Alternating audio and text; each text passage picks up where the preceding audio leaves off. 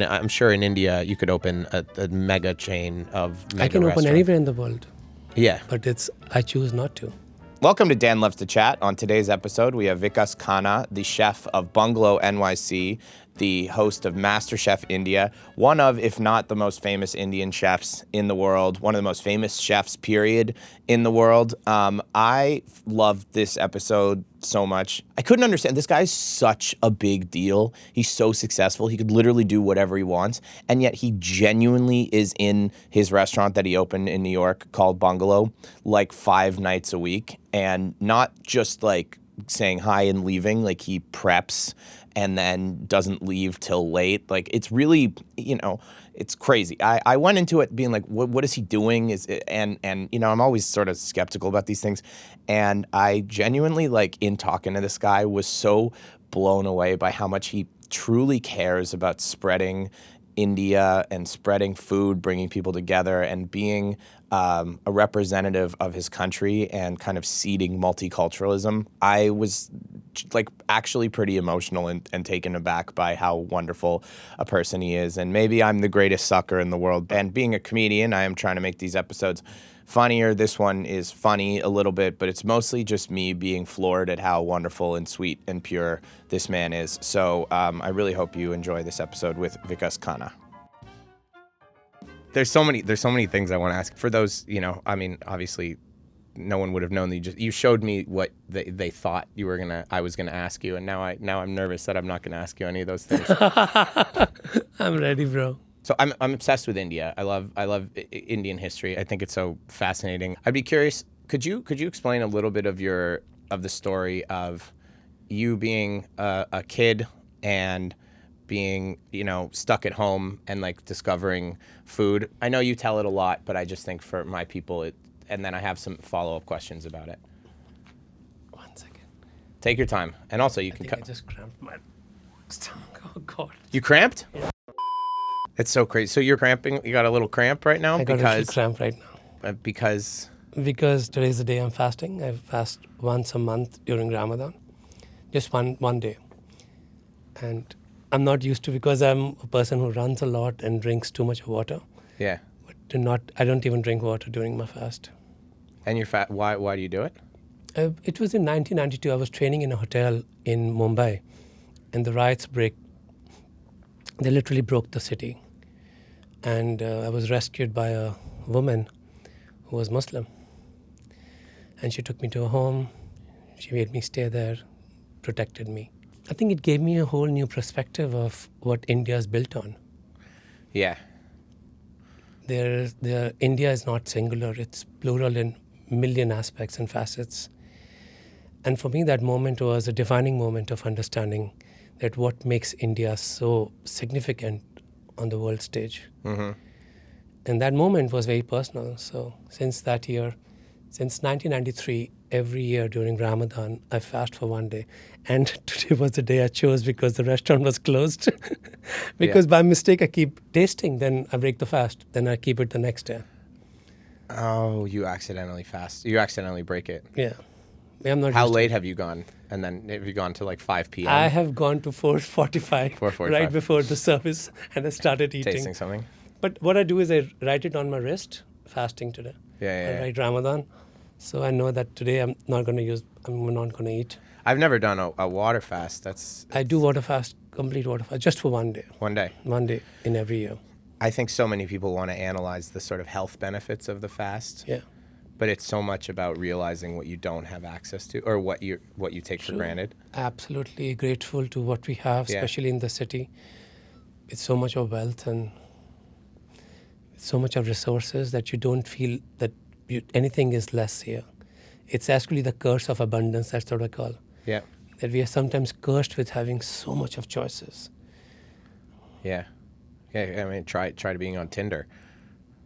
Not on any site. Not app. Not on any dating site, nothing.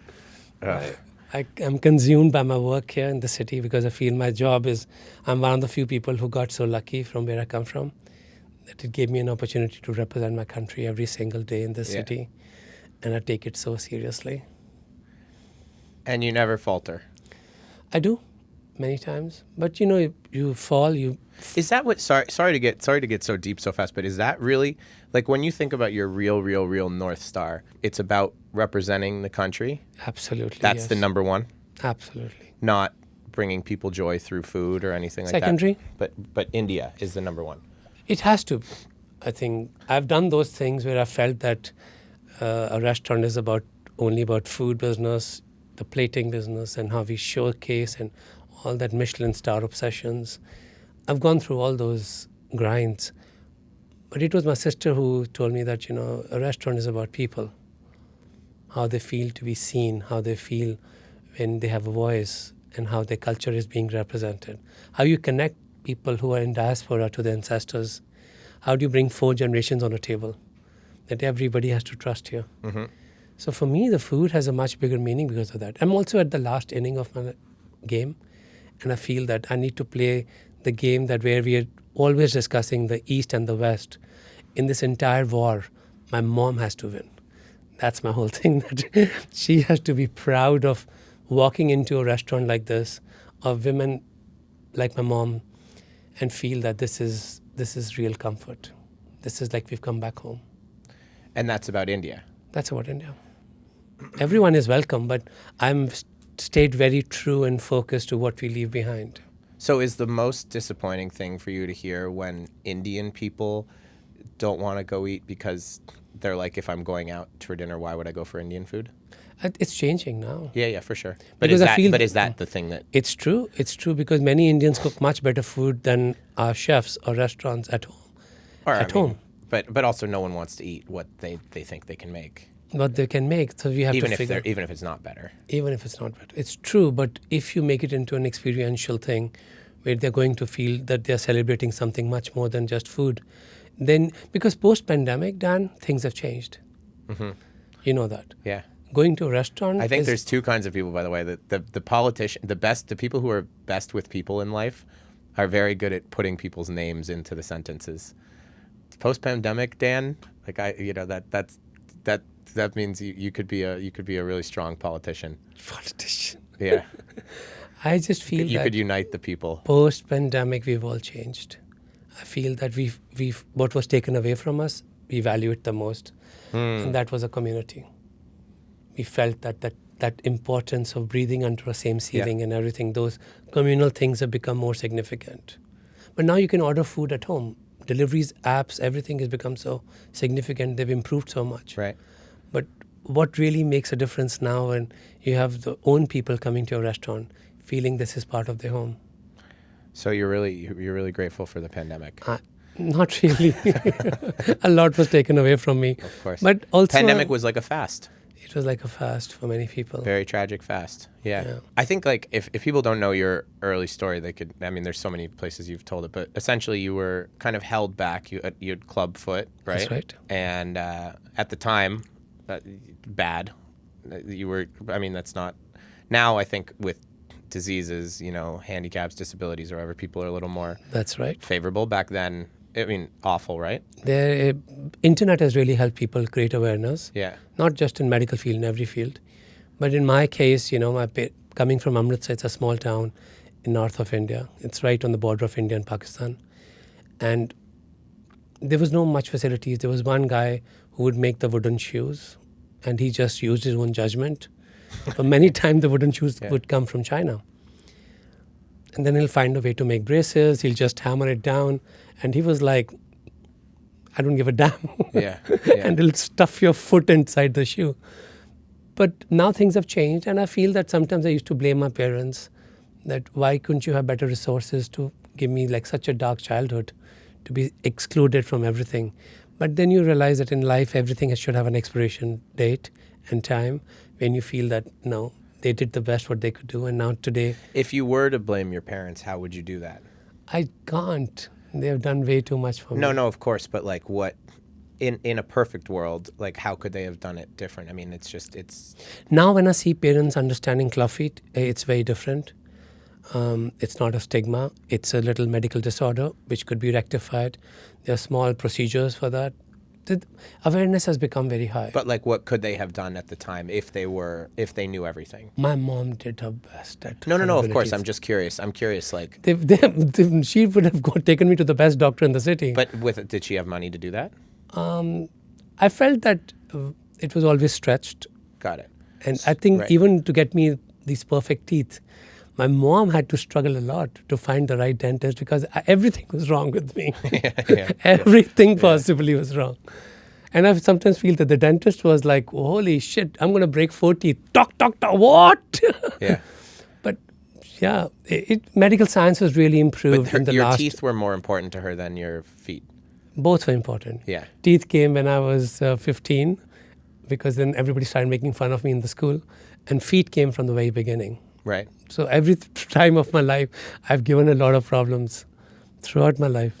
In general, my stance on this is like it's always our own fault, right? Like I never blame anyone for anything. Beautiful. But I'm neurotic about it. Like so, it goes too much. Like I'm always like, what have I done wrong? But I'm curious about things like that. Like if, of course, they tried their best, but like at the time, was it a thing that they were just like, oh, he'll figure it out on his own, or like there just wasn't enough information about it? I was not the smartest kid in the family at all. My mom knew it from the very beginning that So they shifted resources into their top into the the top contenders. priority. This is the one. Right. They figured out that he has to run properly. Got it. Okay. And I was lucky, but I also chose the wrong profession.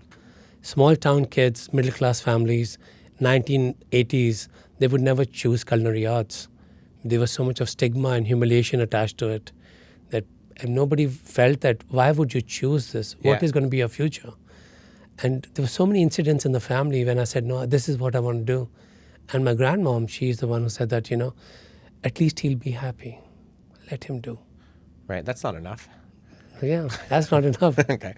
But it's also instability. My brother is an engineer, so everybody wanted me to follow him. I did go to school, but I was like, I can't do this. I need to be something which is feeding people. Right. And so what is the story of when you encountered, how old were you when you encountered this buffet or whatever, when it was You know about that? What is this? Oh, 1990. 1990? 1990. I was 18 something years old. 18. You were 18, and that was when you discovered culinary arts? That is when I discovered that there's a food beyond my city, what they Right. cook. Okay. The little fried breads and tandoori kulchas and But already you were cooking well, right? Like just my home, the 6 dishes we used to serve in our banquets. We only had 6 dishes menu because it was like what, 20 cents we would charge people. Yeah. But that was a standard menu we had. Only for 8-10 dishes we knew how to cook. But going to Delhi and seeing Western cuisine and Indian cuisine in different formats blew my mind. And it really was. Had you decided you wanted to make a career of it already, or was it was? I was already having a big career by the time. In my mind, Yeah. that I was doing small Catering. little caterings for women, mostly women, who will just come and they'll have a small meal, family meals. So it was only women clientele. Nice. Like They loved you. 200. Oh, they could really bully me also. But I was a little tiny, skinny kid who was running around to make everyone happy. And I like this story too. I heard you say somewhere where people were making fun of you for doing this catering operation. Yeah. And then you say, as a diversionary tactic, you're like, you think that's bad? Well, I raised the money to start the operation with I knitting. with knitting, yeah. Yeah. So, I knitted. I made a lot of money. so what did they make? People made fun of you? Or, I mean, What's happened is that from the very beginning, I was made fun of. yeah. Of how I looked, how I walked, and how I spoke. We don't realize sometimes that the kids who have slightly physical issues, they begin to stammer, they are unconfident, Yeah. their speech is not good, they can't concentrate, they have focus issues. It all comes from, like, sometimes, kids are bullies, but sometimes teachers are bullies too. Of course. In my experience, the teachers gave permission to everyone to laugh at me. So I had gone through that and nothing affected me after some time. I feel that I became like really a thick-skinned guy who like, this is what I love. My dad is like, but how are we going to get the money to start the operations? I'm like, okay, we go to this school with my grandmom and we get an order how to make sweaters. And I learned how to do it. So you were already desensitized. No, No one can hit you anymore. not even anymore. It's amazing that you wanted to bring people together with food, because I feel like most people who get, tortured like that are like, well, I'm going to start the biggest company in the world and be the richest man on the planet and, go to Mars or some shit. I mean, you see it a lot of people that own the biggest tech companies. Like, I don't think they had the easiest childhoods. I think one thing which was important to me was entire childhood of mine, the stability came from the Golden Temple. Right. So now you look at the facets of me. I was born in a Hindu family, raised as a Hindu child. My grandmother taught me everything about Sikhism. Went to Sikh shrine to pray, and rescued by a Muslim woman. Yeah. So you have all three. So and my first roommate was Jewish Yeah. in New York for 3 years. And your next roommate's going to be Jewish too. Absolutely. But Barry is the one who taught me about American culture. So you don't like the Christians. They are a part of my life. All my teachers were Christians actually in college. Yeah. Because all the schooling came from their institutions. British. Yeah, right. So, but even my culinary arts, some of my teachers were Christians who followed extreme traditions of making us understand about continental cuisine. So having a grind of this has helped me to become what I do at Bungalow. Your area is primarily Sikh, right? Sikh. And so the Golden Temple is A Sikh shrine. Sikh shrine. Okay. But we have Jews in India too. Well, forget the Jews for now. I spend every second of my life thinking about the Jews. So But this moment, I did a whole entire project on their cuisine. Really? Yeah. Oh, you must have fell asleep. No, I loved it. I loved it. But, the transformation of assembling into Indian food, how the ceremonies transformed and how they had Indian touch in everything what they did was amazing. There was a huge article I have no idea what you're talking about. Yeah, there is a Jewish community in India. Okay. And their weddings, everything is almost done like weddings of Indian weddings. But they have their own, priests, and they have their own rabbis who come and pray. It's very unique. I love that adaptability of that. Wow. What are they like? They're amazing. Yeah. Ezekiel says, my teacher was, my main teacher of my college his name was Professor Ezekiel. And he's the one who introduced us to a lot of Jewish cuisines in India. They were Baghdadi Jews. What kind of food are we talking about? The first dish on our menu at Bungalow was called chicken chitrani, which is coming from the Jewish traditions of Kolkata. What is the dish? It's a stew of tomatoes and chicken. Yeah. And not too many spices, but when they came to India, they transformed it. Then they started adding the spices to it. Yeah. It's a very unique dish. And I hope you know that in Kerala there's a street which is called the Jew Street. The Jew Street. Oh, and they have synagogue there. Yeah. And it's very beautiful actually. Yeah. And they're one of the oldest living Jewish family there. And I went. Can you introduce me to one of the daughters? Absolutely. Yeah. I don't know if many of them have left India. I bet they're gone. But it's amazing of the history of India. And this is the only country which was embracing everyone to come and express your religion and faith. What did it feel like to kind of have all three of those religions? I mean, plus the Judaism or whatever. Yeah. But like, how did that make you unique? Because most people would stick very much to their... It made me richer in my food, in my thought process, in understanding India on a much different spectrum, the larger spectrum. Would your family, being Hindu, were they upset that you were spending time in the Golden Temple? No. They don't... There's no... Nothing. Yeah. And Hindus and Sikhs get along? Yeah, we celebrated every festival together. Right. Historically, many people might not know that the first son of the family was in Hindu families during the time of British rule became a Sikh. They were the warriors. Right. So it was very intertwined in faith and in expressions and food. Oh, interesting. And they typically they eat everything, right? Yeah. They're not vegetarian ever. No. But they have sects of them. And because it gets too complicated, there's so many sects of Sikhs which are totally vegetarian. Wow. Okay. And what were the riots? The riots, 1984. They were about entire shift of a new era, dark era in Punjabi history, where Indira Gandhi was the prime minister. Later, she was assassinated, And I survived those riots in Amritsar. Of course, there was conflicts between Hindus and Sikhs, but India is such a country where, it eventually lands to something which is very stable. When a country is so ancient, it has figured out a lot of things. I feel that. Mm-hmm. And a lot of our family is Sikh. And we are very proud. Most of our friends are Sikh. Actually, most of my friends were Sikh growing up. One of my favorite human being on the planet, his name was Rana. He just passed away last week. Oh, I'm sorry. He was like my soulmate in Amritsar. And last week was tough for me. I survived the Dubai missiles and I lost one of my greatest friends who was a Sikh. So it's very intertwined. You were in Dubai? I'm just coming from Dubai. Oh my God, yeah. God wants me to experience everything. God wants you, yeah. I mean, I think so. I don't know. That's crazy. So you think India is unique in being able to balance these religions over a long period of time? Absolutely. Because it's very rare for one country to be able to hold 3 separate religions for as long as India we has. assembled together. Historically, this has been in our food, in our poetry, in our films, in our arts. It has all been intertwined. Mm-hmm. Literature too. Back to you being a little skinny kid, all the women making fun of you. Yeah. You're catering. Yeah. What was it? Why did you want to cater in the first place? Like what struck you? Because there was a small space behind our house, Yeah. and a restaurant was not practical at all. Catering is important. It's also easier because people book in advance and then you prepare according to that. But who was serving food that really inspired you? Grandma?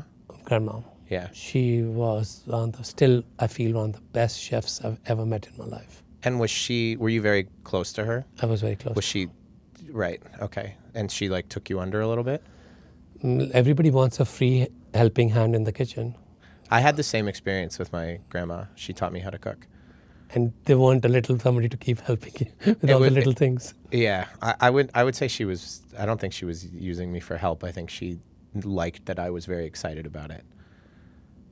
I made Caesar salad dressing with her every week for about 5 years in a mortar and pestle. Yeah. And I would do it. I have the mortar and pestle still. It's the only object I have in my life that I actually care about. But it wasn't, I always try to oversimplify things, but it wasn't that your parents weren't is it that they were focused elsewhere and your grandma really took you in? My father had his business. It was VHS cassettes. Yeah. So he used to have a small shop. We would be renting out VHS. And I was a delivery boy because I was so bad in school. But I was so terrible in getting money from people. So my father was always upset with me. Yeah. Then when you go to somebody's home and you're getting a cassette back, after 3 days, you need to charge them 2 days extra money. Mm-hmm. And I couldn't do those things. I would hate that. And he got so mad at me, saying, you're never going to be able to make money in your life. Yeah. Yeah. And your grandma's. And she's like, okay, let him be in this. He's happy cooking. He's happy what he does in a small space. I think that gave me the wings. And also the biggest training I ever had was in her kitchen doing the banquets. Did she like to cater for people, random people as well? All the time. Okay, so she sold the same sort of service? All the time. I had never seen someone so generous like her with the food. Even our neighbor's kid grew up in our house because she will be cooking in abundance. Oh, I saw such big pots in her house. And I think they really inspired me. This is something, as a quick side note, that I feel like I've seen. You were talking about getting in trouble on podcasts or whatever. Yeah. Someone asked you, because you've done a lot of work with hunger, a lot of charity work with, feeding people. And someone tried to, I don't even know, actually be curious what your perspective on that, because the news tried to spin it into a journalist trying to ask you if you understood poverty and hunger because of India. And you said, actually, my first experience with hunger, real hunger, was in America. And the articles were all that, Vikas slammed him back, no, it's not my country that's hungry, it's your country. Do you even know what I'm talking about?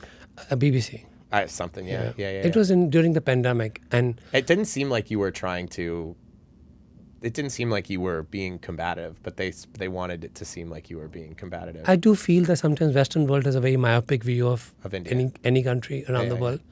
It's like we need to see the world beyond the borders. Right. And we always feel that everybody's so desperate. Oh, so you were taking a little shot. No, the British sometimes, yes, I do. Yeah. I do. I come from the city of freedom fighters, and I do feel that sometimes not fighting back, but a new perspective has to be shared. If people of the native country would not share knowledge, wisdom, and the fabric of the country, it gives the people in the West to judge a country just based on what they see and see in the media, which is also reported by people who look like them. Same with the food. Same. For so many years, the food was like only the colonizers decide what is great cooking, and only we figure out what great food is. Right. And I feel that I've taken up that war since the day I was born to show. I don't like to we slam. choose what the I'm not a colonizer, but we choose the Western world chooses what dishes are good and which ones aren't good. How beauty looks like, how greatness looks like, what great dishes look like, what great food tastes like. So everything was formatted, and I'm glad that people are opening up to saying that, setting the cuisine free.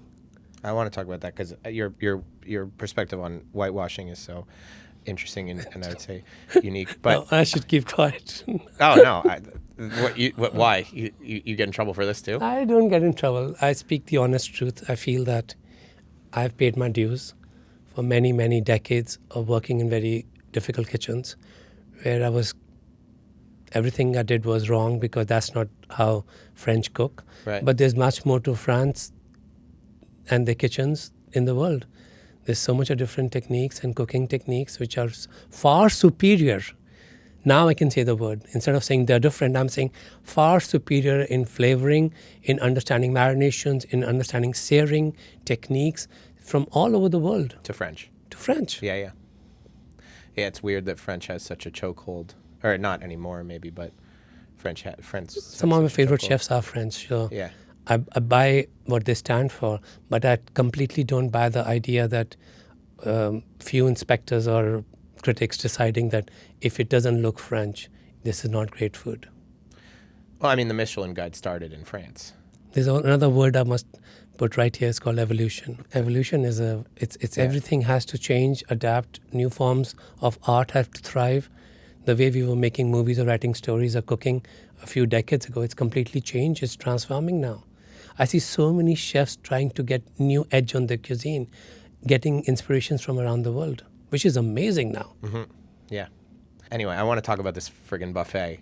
Yeah. So you developed a successful. You were little catering business in the back shack of the house, and then you go to Delhi, and then you see the buffet, and you think, I've never seen food. And that was because you were stimulated sort of intellectually.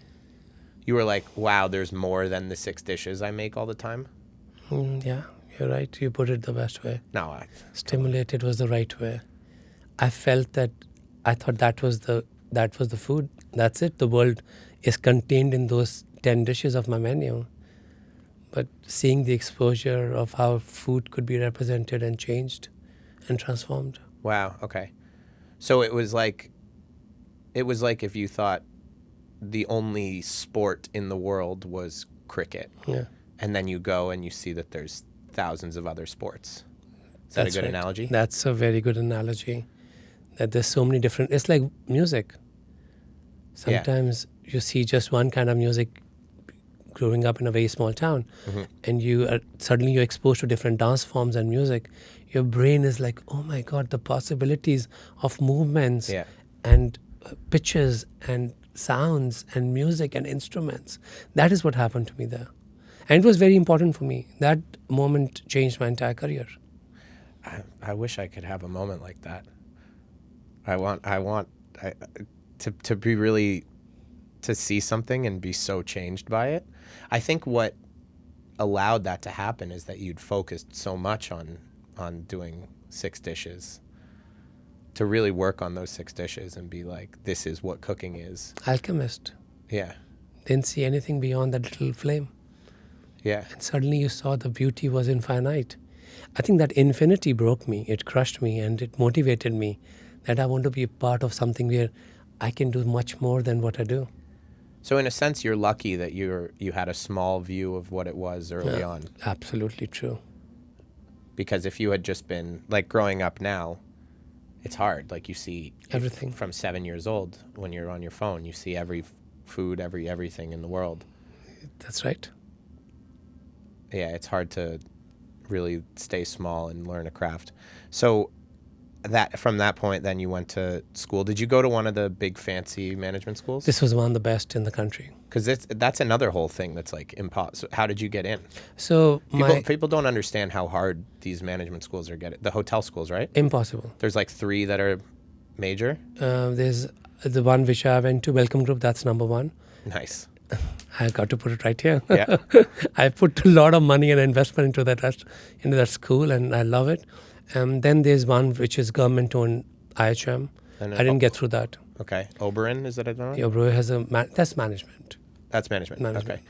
And OCLD. and this is what when they say like how many applicants for how many spots? My batch was 80 students, and I was 81st. So they did not select me, You were waitlisted. but they selected me, and they said that we can teach you a lot about sauces and food. We can never teach you about passion. Because you come in and you are talking about your banquets and how women treat you so bad and they want more food, they want to pack food, and you just are happy just being that they're coming to your place, and you're improving every day. And he says that everybody's coming from rich, wealthy hotel families, and nobody has this perspective. So I was really a waitlisted student who actually didn't make it in my batch. Okay. But we're talking like 10,000 people applying for those spots or something crazy? At the time, 10,000 people must be easily. But Okay. now I hear it's more than 250,000, 100,000 people apply for these jobs. And that's really a way to bring yourself out, like you immediately kind of jump into higher society, right? That's right. And that's big, obviously. That's right. And this was my uncle who guided me for this. I'm forever thankful to him. How did he do it? He's the one who took me to Delhi. Okay. So And he had some connections or no? He knew the ITC has a college. But my aunt also had worked in hotel in Mumbai.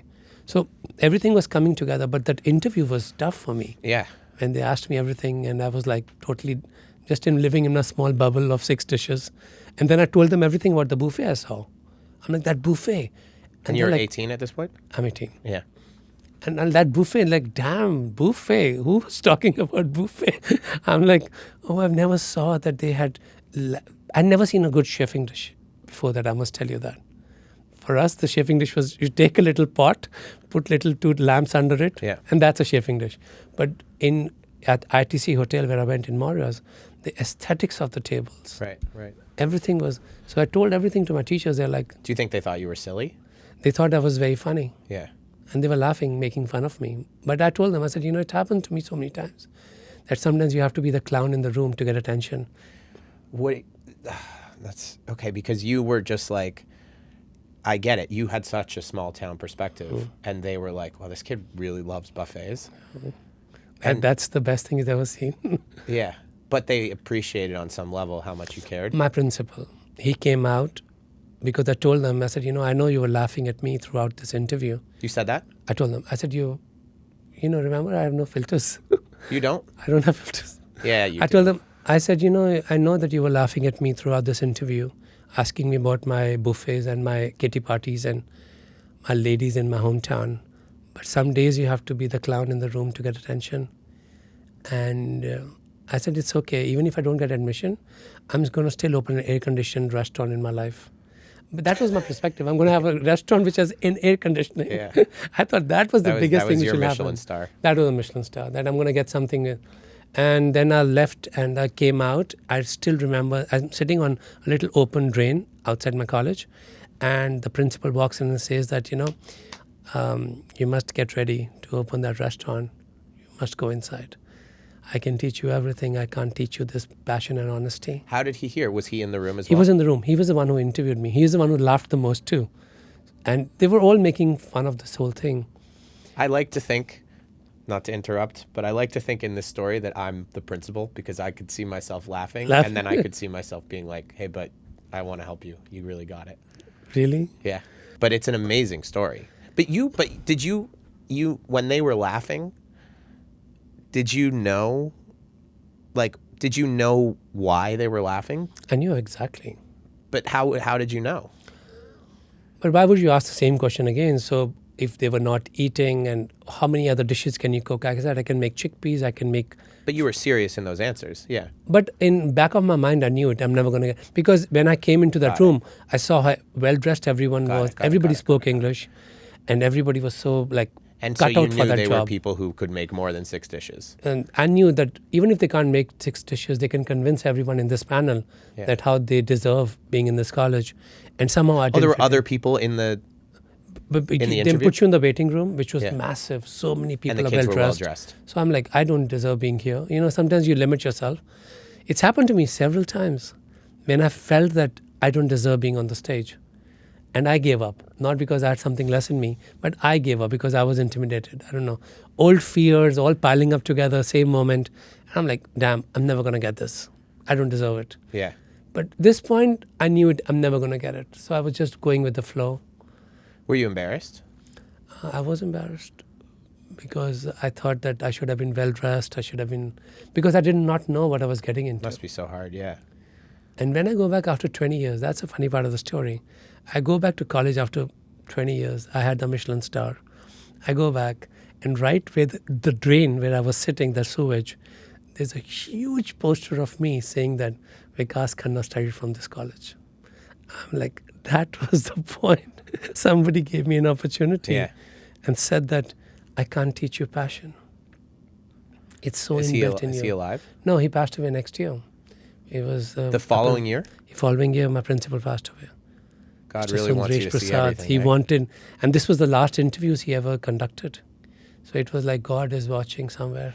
So when people are like, "What do you do for fun? What's your personal life?" You're really like, "Oh no, I got a mission. Like this, the mountains are being moved for me to." I love it. It's happened to me so many times. I remember I was at the auditions for Masterchef America with Chef Ramsay. Yeah. And I was the one who gave up, literally, because they were asking me Yeah. to speak more clearly, to have a little American accent to it. And it was intimidating, I'm telling you. And then I was the one, and Gordon tells me, nobody's better than you. Why are you feeling that you don't fit in here? I said, no, I still have a big mission to carry right now.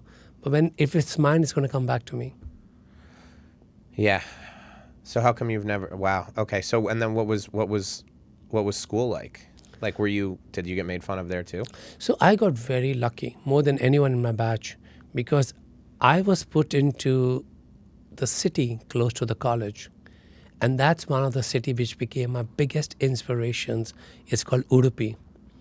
It's a small, ancient, holy Put there to live? temple town to live. Okay. And I would commute. And one day, I went to this temple close to my little place where I was living, called Sanka, I remember. And there's a Krishna temple. Dan, that was one of the best thing which happened to me. You know, some of the signature dishes at Bungalow came from my moment I visited that temple. I remember the day and time when I had those dishes. But my college, everybody was working so hard to become the French chefs. Yeah. Without any purpose, I feel. Without any, I don't know, what did our teachers want us to represent by cooking just French cooking? But because I got trained in these kitchens in the local town, I could have the control over my cooking in a whole different way. So what was closed for me became one of my biggest assets. Huh. Amazing. And so those are dishes you still make? I still make. The pineapple dish came from the temple. I still remember. It's in the temple. I'm like, who combines pineapple and coconut in this curry? And that was cooked at the temple. And it's almost like 1991. So you're talking about like 35 years. Like, you didn't know about Michelin at that point? I knew about the Michelin at that point. Once you got in? Once I got into college, Yeah. there was a wall in the library with all the Michelin star chefs. Yeah, yeah. And so did that ever affect you at all? Were you ever... Absolutely. It broke me. It broke you? It broke me deeply inside. Yeah. I asked my... In a bad way? I asked my professor, and he still remembers it. I asked my professor that, how come no one looks like me? Yeah. You have a wall of 30 chefs, which you're asking us they're the greatest chefs. So why are we not here? He said, because you're not meant to be here. You're going to work for them. Oh, right. That really broke me. And this is like a kid who was just coming from nowhere into this college. and you've been told that these are the people you need reference from. I said, I don't need reference from them. Right away you said that. Right away. You never said, I okay, didn't- I'm going to be a good servant. No, I'm not going to be a good. I've never been like that. I was always a kind of a silent rebel. But that moment really broke me when they said that these are the people you need to look up to. But I said, but I kept insisting why no one looks like me. He's saying these are the leaders. Oh my God. At that point, you feel that you are entering an arena and all the people who won gold medals, nobody looks like you. Yeah. But what am I going to do? Clean the stadium? What is my job of learning being here? Yeah, you're going to If I can't Squire be- school. If I can't be winning a gold medal there. Right. But that really was a motivating moment for me. And I said, you know what? Now whatever happens. I went back home during the break and I told my grandmom. I said, there's a wall there in the college. And nobody looks like us. All Caucasian chefs, all male. Yeah. And she's like, No Jews either. no, Okay. it's true. Yeah. And Anyway. I'm like, and she told me something really our thing. because she knew exactly how to control my mind. Yeah. And she said, well, you're going to do it. Huh. And this is like 1991. There's no Indian on that platforms. Right. And you said, no. But this really broke my heart, Dan. I've been open about it, that how you can demoralize a child of being less and it'll stick with them. Your answer should be that we are waiting for you guys to make it here. That should have been the answer. And maybe that would have not motivated me. Right. That's the sad It was a reality. reversal of motivation. I know. Unfortunately, a lot of the greatest success stories are actually sort of bad training and bad tutelage. That's right. Once you were really good at, like, once you'd gone through a lot of the school, did you ever do another party back at home? Like, did you ever do more catering? My mom continued to do the business. It was a very small, like maybe a revenue of Sure. $500 a month. And I got obsessed with the big hotels. I have to work in big hotels. Then I got a job at the Leela Kempinski Hotel. It was Kempinski at that time. And in Mumbai, pretty good job. 2 years I worked in the Italian kitchen. And I was becoming like everyone else. I forgot what my purpose was. Right. It was like Jonathan Livingston Seagull. He believed that I'm not meant to catch my own fish. I need to wait the fish to be at the dock and I'm going to steal it. I have no purpose, no identity. I go home and my grandmother's really becoming fragile and old. And she's working so hard, washing dishes and cooking. It really hurt me. I remember 1996 or 5, I think, I called my hotel and said, I'm not coming back. And my executive chef said, oh, you have a big future in banquets and all. I said, I'm not coming back. I have 2 women who are keeping my small dream alive. I need to be with them. And then I got obsessed with my banquets. And then I changed everything. And by 2000, I was one of the richest banquet operators in Punjab. Most successful guy in the city. And were you working with your mom? Mom and grandmom. And grandmom. My grandmom gave her a break, but she was so like, she just loved being around me. So whatever it is, she'll be still being awake, middle of the night, also sitting there watching me. Were you doing private or was it sort of a restaurant? Private. Private. I All only private. did caterings. I never did restaurants. But the caterings, you made so much money, and I thought that was okay. And then one day, there was a little argument with a police officer, local, and they came next day with bulldozers and they destroyed my whole banquets. Why? I don't know. What you just said, the greatest stories were written out of total chaos. So the event was good. The party was going on. There were no cell phones. I couldn't call my dad to help me. I couldn't call anyone. So I'm standing in the middle of this banquet and crying like a child. They just broke the ceiling. They broke the walls. They broke the flooring. And it was your space that you owned? My space, back of my house. Yeah. But we had really expanded. It had become big. But that really scarred me. Really. You don't know why it happened? I knew because a previous night we had some police officers who came to my banquets and they wanted some alcohol and fried chicken. And I said no, because the party was like so demanding of what I was doing outside. I'm like, can you wait or come back later? He's saying, no, we're never going to come back. And they go back and next day they come and They torched it? Yeah, something like that. There was a little conflict and argument, and I was so busy. I remember I was frying something, and they were right there at me, shouting at me, and I got so upset and like, they're saying, "We'll see you tomorrow." I didn't know they're going to see me like this. Yeah. So then you moved to America? That is when I decided to move to US. So the story of the idea that you actually didn't have a lot of money when you came here, like, I mean, people say you talk about you were sleeping in Grand Central some nights. I told my mom I'm not going to take anything. But they did have some money, a little bit. My mom, Yeah. yeah, I was making a lot of money at that time. But it was like everything felt so meaningless to me after that day. It was like a moment which changed my life. You didn't want the money from there. I didn't want to, I wanted to make it on my own. Yeah. I wanted to make it on my own. I came here, and this is a tough city, bro. Oh, yeah. This is, if you think that life is tough, people need to restart their life in New York first. And your English wasn't that good at that point, right? I could communicate, but just to survive, like most of the people from my background in Punjab. Because all the kitchens were all Punjabis, you spoke Hindi or Bengali, or like you didn't need to communicate with anyone. But you started doing small jobs everywhere in the city. But I loved it. There's something about the city which pushes you. What was your first job here? First job was a banquet in Port Washington, Long Island somewhere. Yeah. So banquets, Indian? Indian, all Indian. It was easier for me to communicate and get a job. Right, of course, yeah. And then there was a restaurant called Divan Curry House on Columbus Avenue on 74th Street, Upper West Side. I was there for a few years. Then I was doing flyer distribution, cat sitting, cleaning homes, toilets, cooking for kids who come from India, making their food for the whole week. Did everything to survive. Small jobs here, there.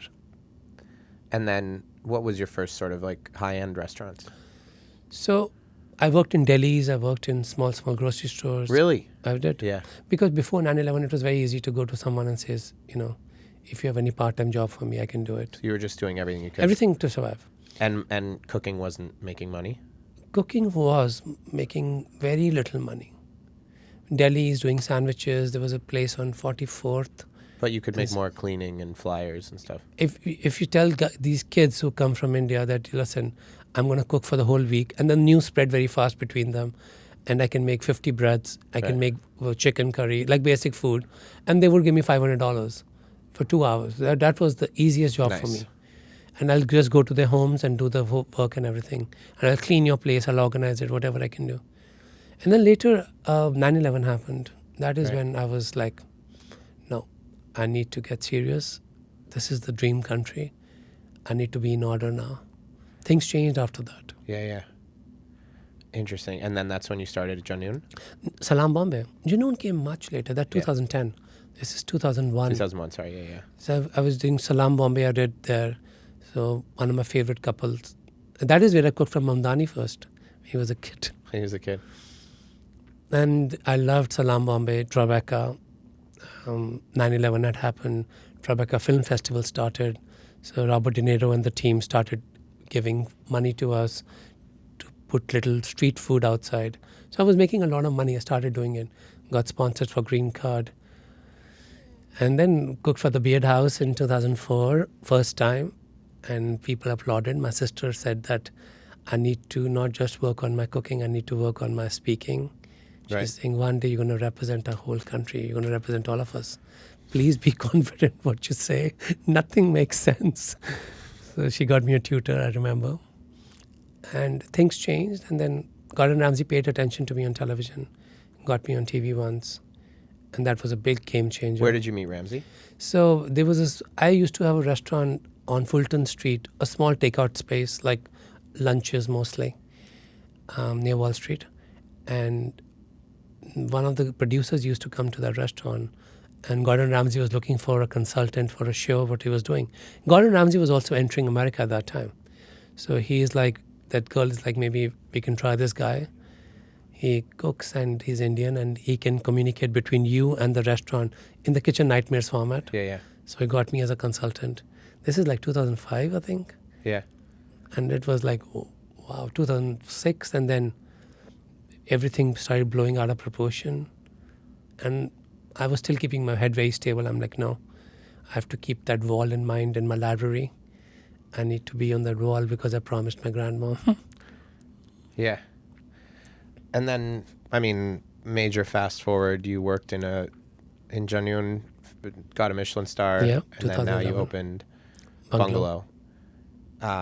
And now Bungalow is a huge, and plus in that time, that's where, after you got the Michelin star, Janun, or when you were at Janun, then you started MasterChef India? I got Masterchef offer before that Before, also. okay. And then I couldn't do it because I wanted to stay very focused on Junoon. And then Junoon opened, and I got a call from India. So one of the producers was at Junoon and said that, we would love you to host this show. It's going to be amazing for a chef to host a show. Because before me, the movie star was hosting a show. I know, yeah. So Indian. So Indian, Yeah. I'm like, okay. And they said, we want you to come to India and do auditions. I'm like, okay. I flew in for a day and I did audition, and they were shocked that my Hindi was not so good. Yeah. Because I spoke Punjabi, and so they did me some tuitions. I did some tuitions in New York also to speak better Hindi, better diction. But I still speak less on the show. And I do feel that the show has an impact for me to reach 200 million people a night. It's like a cult show in It's India. insane. I've been And- doing it for 16 years now. But your life could be incredibly easy, and you could probably make a lot more money if you just were in India, right? And that's right. I mean, I'm sure you do well on the show because it's very popular, but like, it is, I mean, it's shocking to me that it really is that you are following that path of representing India here. That, I mean, because you have one restaurant here, like you have no business doing, I mean, even being here. I'm grateful you're here, but like, you're, what the fuck are you doing here? You know what I mean? Like, why? I'm here for you. Yeah, yeah. I'm here for you. But that really is still the North Star. That like That is a North because Star. you could open. I mean, I'm sure in India you could open a mega chain of. I can open anywhere in the world, Yeah, but I choose not to. I choose that a bungalow is a defining force for Indian cuisine. The level of engagement bungalow has. If you look at the monthly wait list, we are near 100,000 people. right. 100,000 people. Like every day, it's God has been so kind, and we're going to complete 2 years. Well, God has been so kind, but God's also being more kind because you only have one bungalow. Like if you had 30 bungalow. This restaurant cannot. This is a restaurant which, for many people, not just I'm doing a research on sugarcane, and we stopped at a sugarcane refinery place, and the lady comes out from the farm, and she says, my son also wants to open bungalow when he grows up. She's a daily worker, and she says, I'm like, bungalow? I asked her in her language, and he says, yeah, we all know bungalow. Like you're talking to a restaurant thousands of miles away, where people back home, 1.6 billion people, feel that this is their representation. So imagine something so powerful in expression, and how it must make me feel every single day when I open the doors. I'm watching lines of people at 4:45, and we don't take walk-ins. We only take 8 walk-ins for the bar. And it's just overwhelming for me to be doing this, what I do every single day. And it's a proud moment when a restaurant is beyond just serving a space of food, which becomes like that wall where the future generation sees that the wall has pictures of people who look like them. They're colored and they're proud. Mm-hmm. It's a big moment for me. Every night I cry 6 or 7 times because people have such long stories. Yeah. They have stories of telling what this makes them feel and why this is so significant in their lives. It's so fascinating because to have the level of influence, you really have to keep it. You have to be so contained, and you actually have to be there. I believe in, like, I want to believe in sort of miracles, and I sort of do, and then I'm also like incredibly cynical. So when I see like how successful you are and how incredible you are, but then sometimes I just walk into Bungalow because I live close by, and I'll just like look in the window and you're just there, 16 hours a day. giving food, like walking around. And in my head, like the cynical side of me is like, what the fuck is this guy doing here? Like, it's like if, I mean, I can't even think of an analogy, but I mean, it really, it kind of makes sense to me now. I feel like we've gone on I mean, I got it in a sense before from just talking to people that knew you and that just seeing your smile and the way you are in the dining room. But it really is the thing that... You know the truth about it? Yeah. I didn't want to open any restaurant after Junoon. Yeah. It was my sister. Yeah. She said that you have been gifted out of 1.6 billion people. Use it to build a community. And the happiest I saw her during her recovery years or the downfall of her health at Columbia or Mount Sinai, she was only talking about this restaurant. So what I do there every single day is I keep her alive. As if you needed even more reason I just to be wanted dedicated. to keep her alive. Yeah. Every day I feel that I hope she's watching and she's saying that, look at this. He just promised once, and just between her, me and God. It was only between 3 people. And I looked up and I said, Tathastu. This is a Sanskrit word which means that, yes, may this be. Keeping a promise is more important to me than anything else at this stage in my life. When you don't chase awards, you don't chase Western validation, you don't chase fame or any accolades. You're chasing this moment where you feed 300 people a night and like 200, 300 people just come to meet you. You're possibly doing your best, however broken you are that day. Yeah. You need energy to do this. Yeah. I just keep her alive. The funny thing about Western validation, too, is the only way to really get Western validation is to not care about it. Yeah. It's a way, I learned it the very hard way. When I was working in Paris, I saw that when they spoke about the inspectors, inspectors knew just this is the only beautiful dish. There's no other form of beauty in the world. It's like we are still living in 1980s watching Hollywood movies where it is just one kind of people are beautiful. Yeah. But how the world has changed and embraced, and I'm a part of this transformation. And I'm showing the world the different levels of beauty, that why a restaurant has to be this commitment, a promise to your country.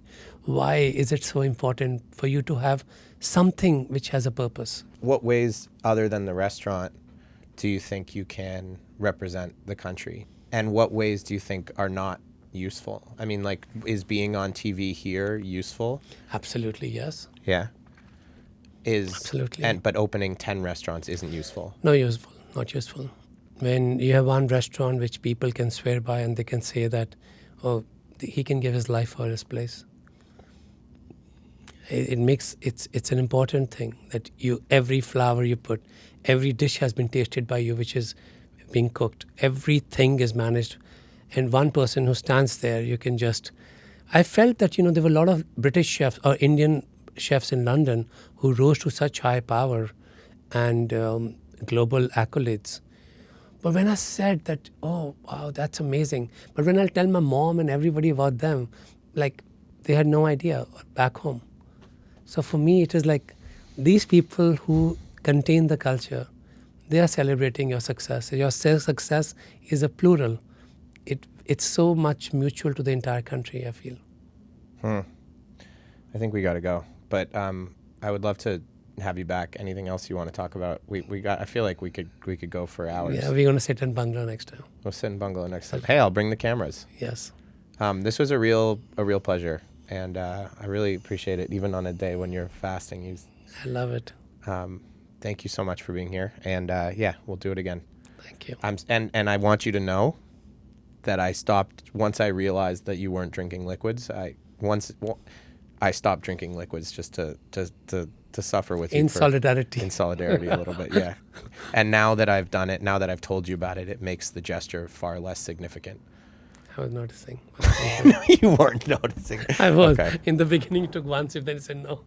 The guys... You saw that I pump faked? Yeah. Yeah, I reached for it and then didn't take it.